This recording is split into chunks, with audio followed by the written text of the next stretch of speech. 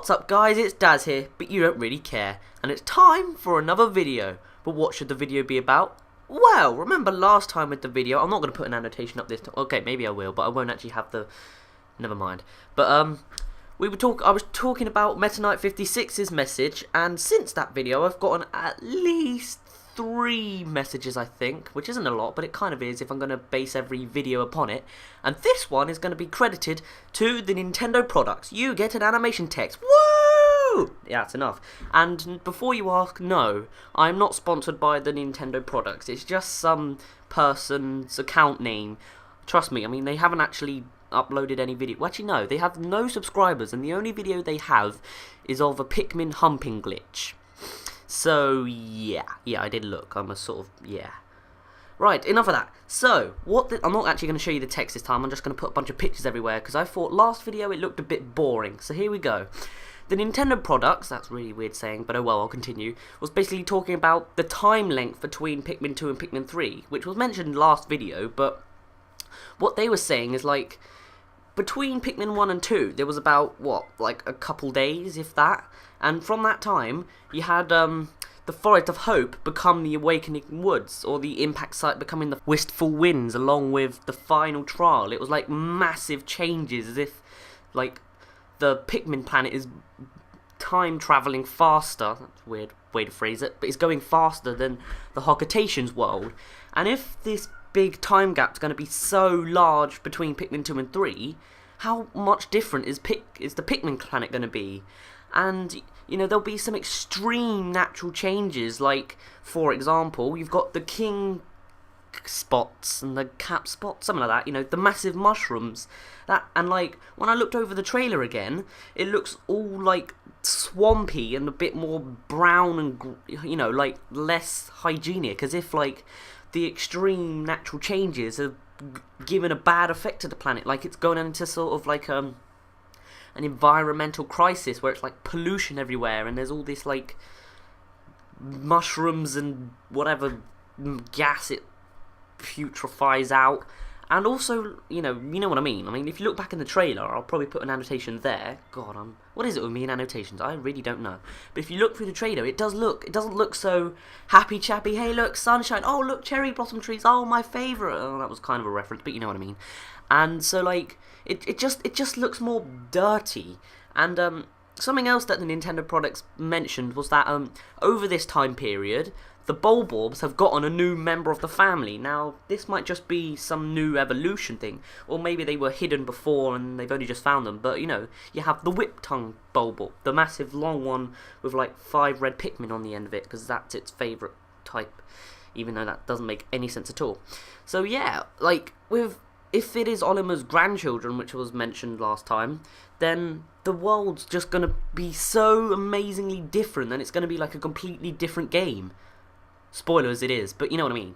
It's like, it's almost like, it's not, but it sort of reminds me of like Fallout, where like after like the nuclear war, it's just everything's all gone, even though nothing's gone at all, it's just all murky. Is that, yeah, okay, murky. I'll call it murky. Anyway, that's about the only topic I have for time length and time changes and environments and, oh no, climate change and global warming. But now let's go on to the next topic that the Nintendo products brought up, which was Pikmin.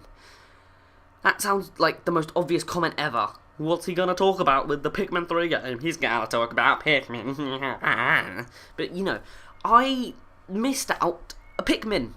Not from, like, the new Pikmin's reveal, but I'm talking about Pikmin 1 and 2. And I feel like a complete idiot that I missed this. Do you know what it is? Think about it.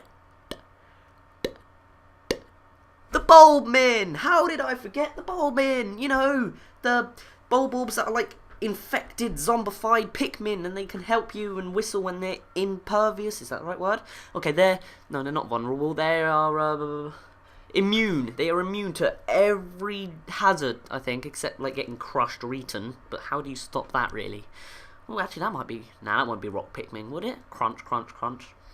I don't know. But anyway, yeah, I actually did miss 2 Pikmin, because, like, you have the Bulbmin, and they are, like, the evolution of the other, like, Pikmin. The Parasite Pikmin, or the Parasiticus Pikminicus, as, As Olimar, I think he named them Parasiticus Pikminicus, which is what I'm always going to call them, by the way, but it sounds a bit slow. Yeah, it takes too long to say. But yeah, what Parasite Pikmin 2 what Parasite Pikmin do is they bury their root-like limbs into like the nervous system of like the enemy they catch, for example the Bulborb. Then they take control of the Bulborb, but the Bulborb's appetite like can't be stopped, it can't be suppressed. So then they become, as like they reproduce and make more babies, you get all these Bulbmin, and then you kill their mother, and then you whistle them, and then they help you, and then you leave them when you go away on the cave entrance geyser thing, and they can't jump, so you leave them alone, and you're like the horriblest person that ever exists. But yeah, what's interesting though is like they don't come from onions or like buds or wherever else you're supposed to come from. They come from the reproduction and evolution of enemies, if that makes sense. Like how you saw with the Medusal Slurkers in the trailer thingy, how they were holding the rock Pikmin in challenge mode. It's sort of like that, except it's really not. Well, it kind of is. You see what I mean? How like the Parasite Pikmin and plus Bulborb equals Bulbmin. You know, yeah, I'm putting a bit of mathematics into this. You better be scared. But yeah, like maybe the Parasite Pikmin could be military guy character C, I think it is, favourite, because like he's green, and I guess Bulborb's green. No, they're sort of red with white dots. But you know, it could be like, we haven't actually seen Parasite Pikmin. We've just seen the evolution of Parasite Pikmin. But like, if they glow green when dismissed, then they probably will be like character C's favourite. But you know, if that is the case, then that means there's another missing character. There's the grey character that resembles a boulder rock thing. So yeah, what else do you need? What else was it that I was talking about, basically? So like, we've gone over like the two.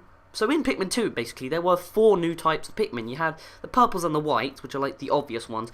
Then you had the Bulbmin and the Parasiticus Pikminicus. So yeah, I really do believe that they will return in Pikmin 3, because like, it's kind of pointless to have the sequel and then just drop something like right there.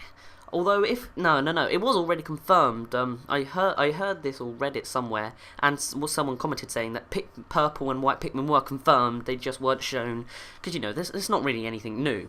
But yes, so that's basically what I'm going to go over for this video. So let's conclude this video. So firstly, we have the time length between Pikmin 2 and 3. If it is such a massive gap as everyone says, then, and the planet's going faster than the Hocketation planet, then there's going to be massive environmental changes, possibly for the worse. Then the Hocketations are the ones who's going to save the Pikmin. Because for Pikmin 1 and 2, it's the Pikmin helping the Hocketations. First, they got Olimar off the planet, although, yeah. And then, second time, they were getting them treasure and money because they were all greedy. Hee. You see what I mean? And saving Louis as well, but you know what I mean. But who cares about Louis? It's the new Louis. No one really cares. He's just the, you know, he's... And, so yeah, time length would make a massive difference. And Pikmin, Bulbmin and Parasiticus Pikminicus. I'm going to sneeze. Hold on a sec. Right, sorry about that. Gulp. So yeah, Parasiticus, Pikminicus, and Bulbmin, and so that means that there's a total of how many Pikmin? That's red, yellow, blue, purple, white, Bulbmin, Parasiticus, Pikminicus, rock Pikmin, and flying Pinkmin. So that's 9 different types of Pikmin at least that we have found in this series. They're not actually confirmed, actually, if I think about it. But more stuff should be coming pretty soon. I mean, come on, it's August. I mean, and like the game's probably coming out around November time. So I'm certainly looking forward to this. And that's the end of the video. I've been Daz. You didn't really care. And I'll see you in a bit.